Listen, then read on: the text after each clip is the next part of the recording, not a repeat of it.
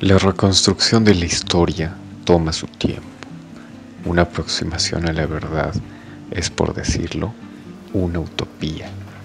Apenas conoceremos los fragmentos que alguna vez sucedieron, y de eso se ocupa el historiador, intentar alcanzar un trozo de aquella gran masa de realidad que alguna vez aconteció.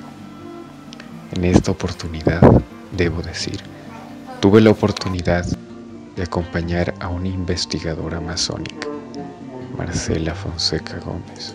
En Brasil, Marcela Gómez, alguien a quien le apasiona la historia del lugar donde nació, razón que la llevó a explorar las recónditas aldeas del norte del Brasil. Esta pequeña parte del mundo se llama Borba.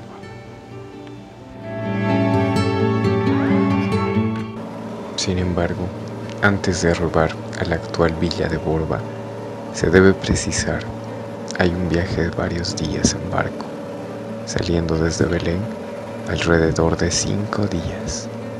Si se sale desde Manaos, 1 día y medio.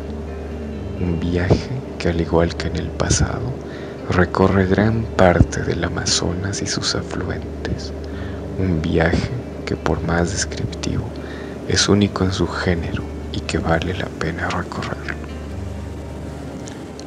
Luego de varios días de viaje en las embarcaciones, llegamos al destino.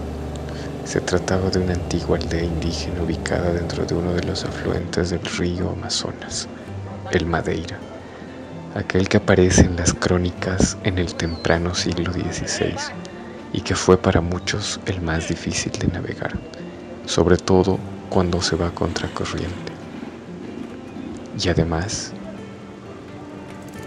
del que es preciso situar que durante una temporada específica del año, que se conoce como invierno amazónico, esta recibe una inmensa caída de lluvias y tempestades, que muchas veces no solo arrasa con villas ribereñas, también inunda muchos de los espacios vitales para la agricultura. Princesa do Rio Madeira, mostrándonos la indomabilidad del salvaje estuario amazónico.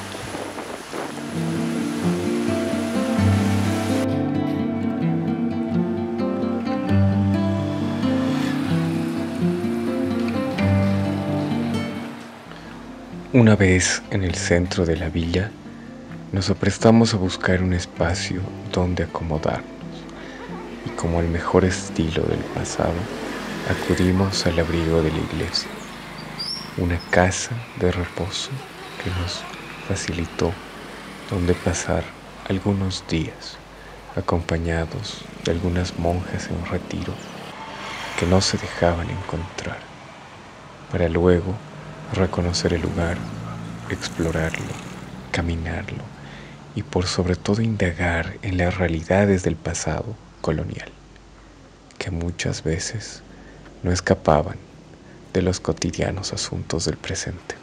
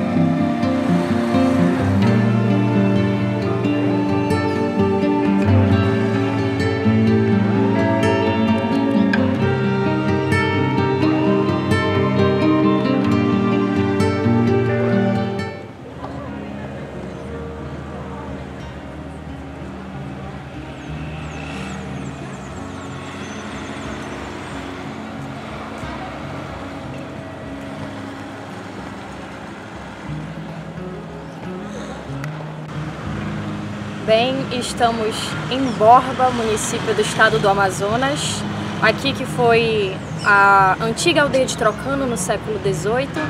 Trocano, por sua vez, foi a primeira aldeia missionária a ser elevada à categoria de vila de todo o estado do Grão-Pará e Maranhão, antiga capitania do Rio Negro.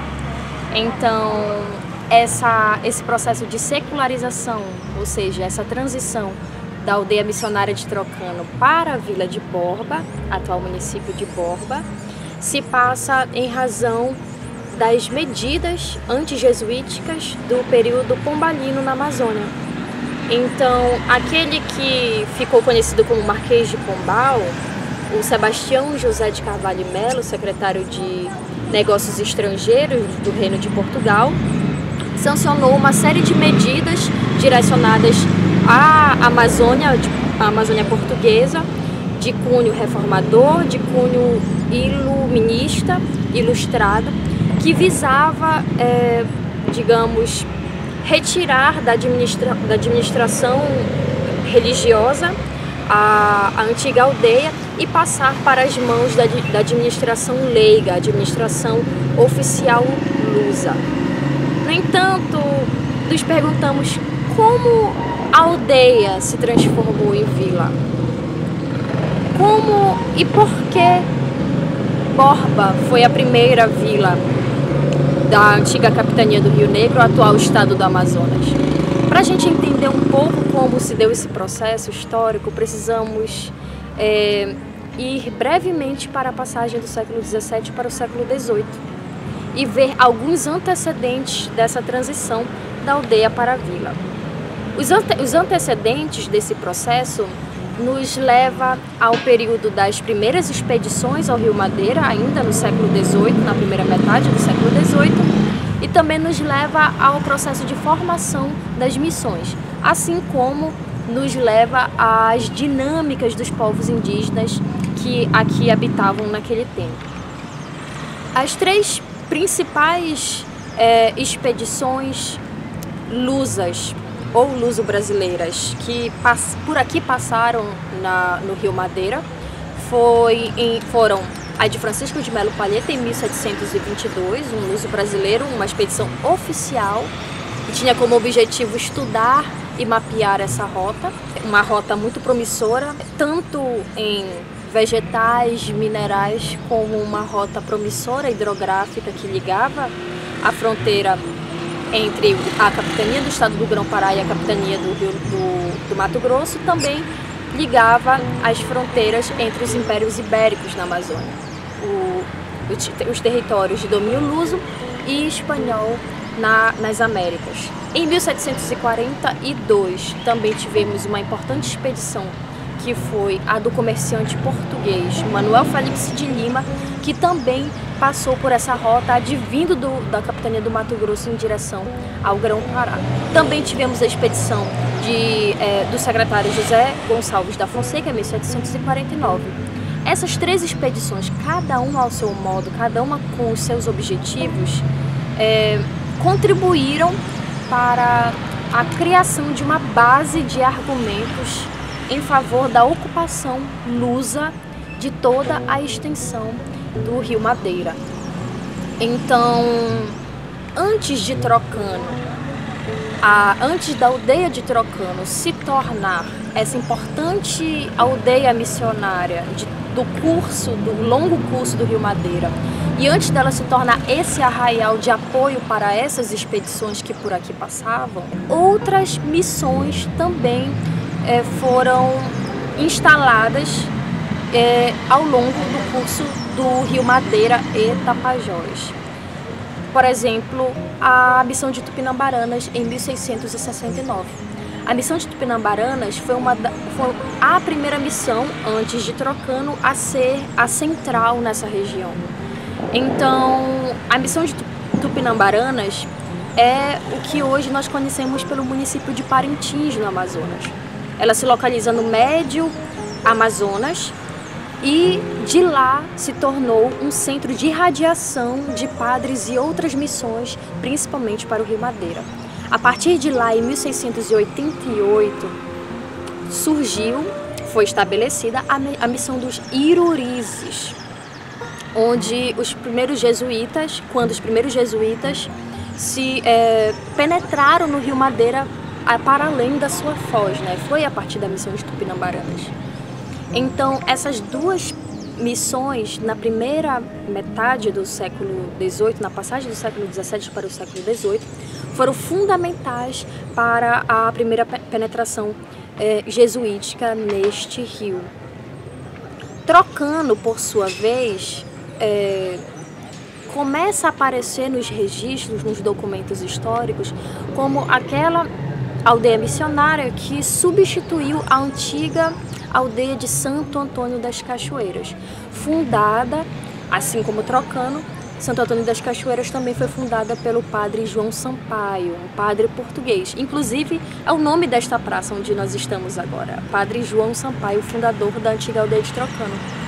Então, quando em 1722 a expedição de Francisco de Melo Palheta, uma expedição que era oficial da coroa portuguesa, adentra o Rio Madeira, advinda do estado do Grão-Pará e Maranhão, vejamos bem, são longas distâncias. Então, quando Francisco de Melo Palheta e a sua tropa chegou no Rio Madeira, já era uma expedição cansada, uma expedição que já vinha passado por grandes sofrimentos, por falta de matença, né, que é o abastecimento, por falta de alimentação.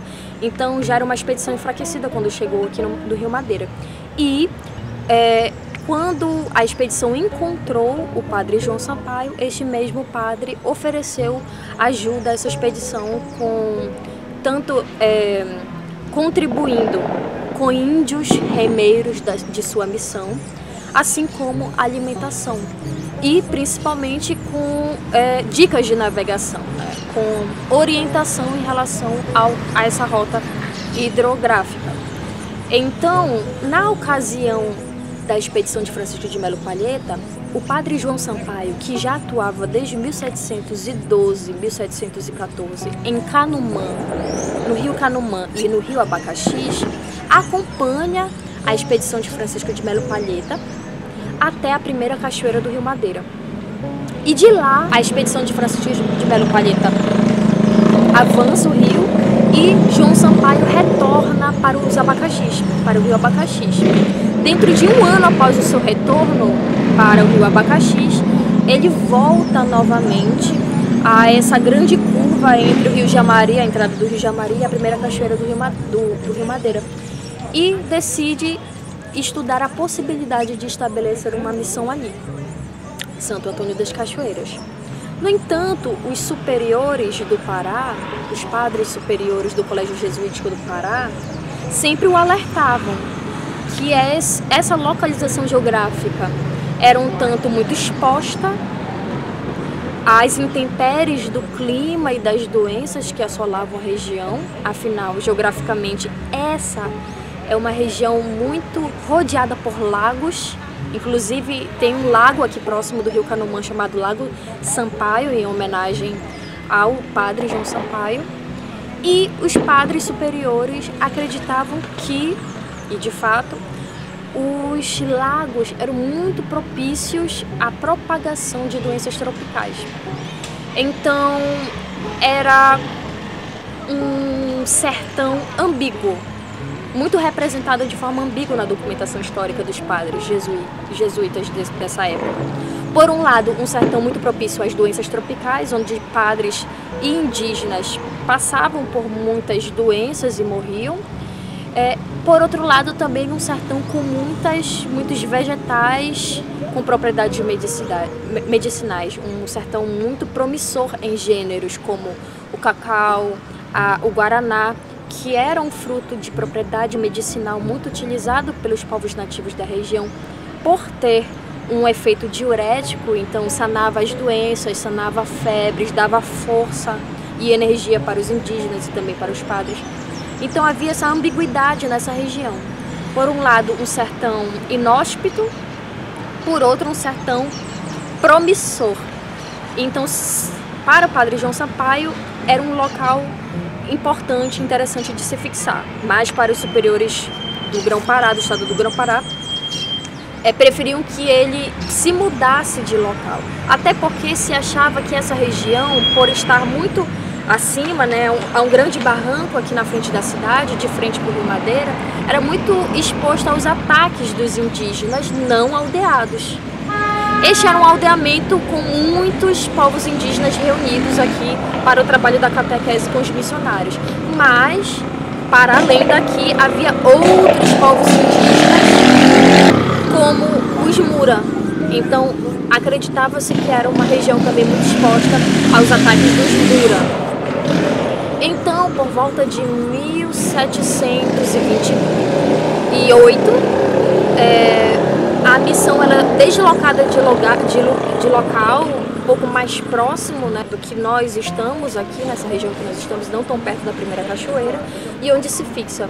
E já em 1744, no catálogo da Companhia de Jesus, a missão de Trocano já aparece de fato com esse nome, Trocano, e não mais como Santo Antônio das Cachoeiras. Para além dessa formação de missões no curso do Médio Baixo Madeira, também aqui já havia uma intensa dinâmica de populações indígenas diversas. Então, essa é uma rota que tem um trânsito havia um trânsito muito grande, não só de padres itinerantes, prontos para ir de uma missão para outra, mas de muitos povos indígenas de diversas etnias, que hoje não conseguimos nem contabilizar com precisão. Mas, com alguns estudos da etnohistória, sabemos que nessa época, na passagem do século XVII para o século XVIII, os principais grupos indígenas, digamos, os hegemônicos, os mais importantes em grande quantidade e mais registrados nos documentos históricos, eram os Tupinambá e os Irurizes. Então, os Tupinambá, desde o padre Acunha, desde os registros do século XVII do padre Acunha, quando ele passou por aqui, já eram narrados como o grande povo hegemônico da Foz do Rio Madeira, Então, eles eram narrados como aqueles povos migrantes que vinham do que hoje conhecemos como Nordeste do Brasil, fugindo, migrando em razão do que eles passavam, das violências, dos regimes de trabalho que já se passava no litoral do Brasil.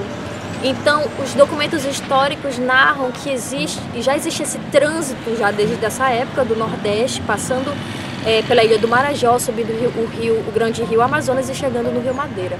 Então, os Tupinambá se instalaram como um grande povo hegemônico aqui na região. Não só eles, mas também os Irurizes. Os Irurizes, ou os Iruri, eles habitavam, segundo os documentos coloniais, nessa região em que nós estamos agora, né? Então, era um povo também muito hegemônico, provavelmente não falavam o tupi, e eram povos muito com uma demografia populacional muito grande e tinham o costume, assim como os Tupinambá, de trazer outros povos, enfraquecidos ou não, para se juntarem a esses povos. Então, há diversos relatos jesuíticos de que eles, os Irurizes, demonstravam a sua força em praça pública para os jesuítas. Faziam grandes visitas, procissões com as suas armas, com os seus vassalos, com os seus cativos. Então, eles andavam todos em grupo, com um volume de gentes muito grandes, integrados aos Irurizes. Então, eles faziam grandes procissões para demonstrar a sua força perante os padres, né? Então, percebe-se que, para se estabelecerem nessa região, os jesuítas tiveram que traçar muitas estratégias de aproximação, principalmente com os povos hegemônicos da região, os Tupinambá e os Irurizes. Inclusive, o padre, por exemplo, o padre Rodolfo Pérez, que era um padre suíço, um dos fundadores da missão dos Iruri, antes de Trocano existir, em demonstração de aliança com os Irurizes, leva o filho de um dos principais dos Iruri, um dos caciques dos Iruri, para estudar a língua geral no colégio jesuítico em Belém. Então são essas trocas de favores, alianças e vassalagens que se torna extremamente importante para que a aldeia de Trocano se fixasse e se estabelecesse como uma das principais aldeias missionárias do grande curso do Rio Madeira.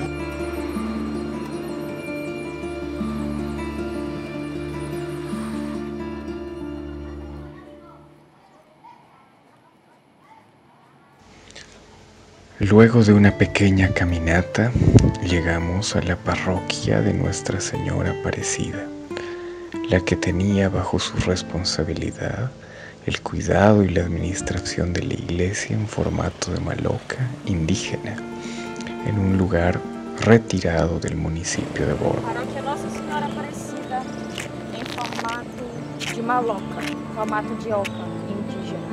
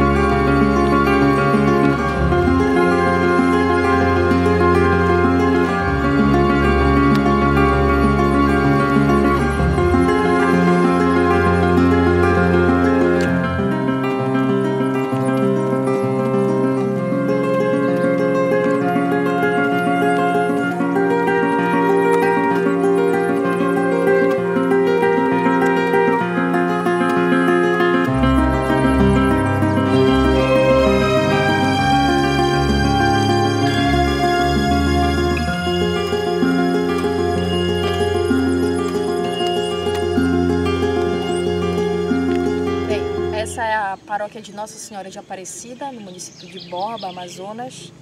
Interessante mostrar ela porque é um exemplo nítido e importante de como a Igreja Católica na Amazônia, através dos anos, traçou suas estratégias de estabelecer-se neste território, de se estabelecer enquanto vila num lugar que outrora foi uma aldeia missionária. Então, não à toa constrói-se num município que um dia foi uma aldeia missionária, uma paróquia em formato de maloca, certo? Então, é um bom exemplo das estratégias do modus operandi jesuítico, já que estamos em um município com histórico de atuação jesuítica, de se estabelecer-se de forma mais duradoura. Por exemplo, essa paróquia com o formato de maloca, percebe-se que houve uma tentativa da Igreja Católica de estabelecer um contato entre o universo cristão e o universo indígena. Essa tentativa de diálogo, veja, é só uma tentativa, porque nem sempre na prática se estabelece. Mas essa tentativa de diálogo entre esses dois mundos foi o que garantiu por muito tempo que a Igreja Católica se estabelecesse e fizesse a sua manutenção ao longo do tempo numa região que tem uma cultura forte e um histórico, uma cultura nativa indígena muito forte. É uma espécie de mediação cultural assimétrica, digamos assim. Porque, apesar de haver uma tentativa de diálogo entre o mundo cristão e indígena através de uma paróquia em formato de maloca, o objetivo é a catequese, o objetivo é a cristianização de uma população indígena, né, que tinha outra concepção e cosmologia e modo de vida e de ser e estar nesse mundo. Digamos, é uma relação assimétrica, mas é uma relação interessante da gente perceber, porque ela está presente ainda no nosso cotidiano, né?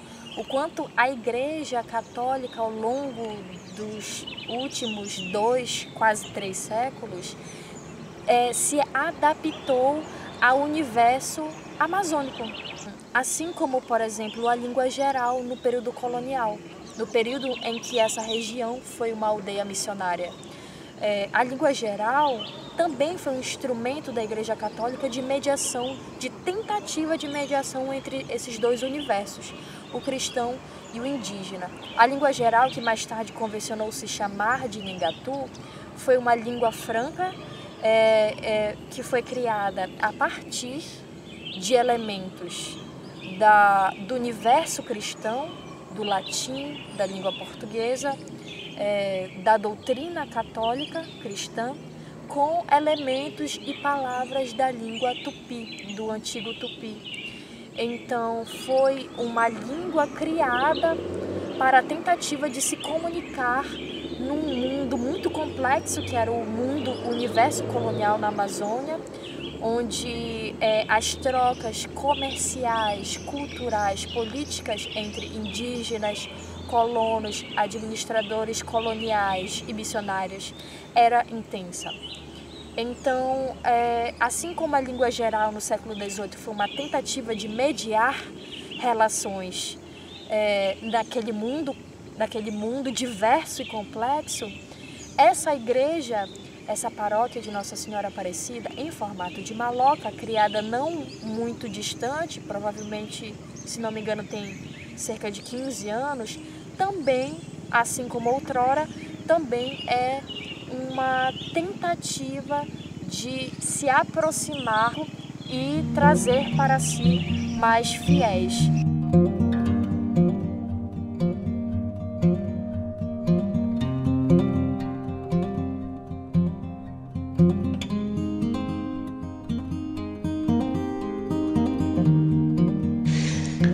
La historia de Borba, como de muchas otras regiones de la Amazonía, es fascinante. Un mil historias que se van reconstruyendo cada día.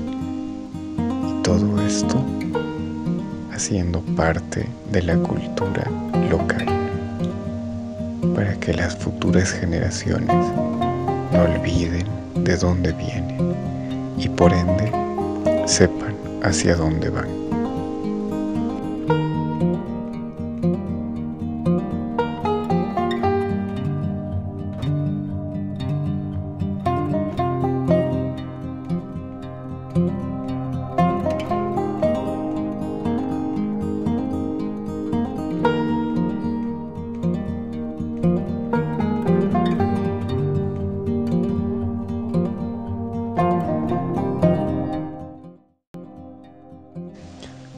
Aquellos días de visitas y caminatas se habían agotado, y como en todo nuestro tiempo en Borba había terminado.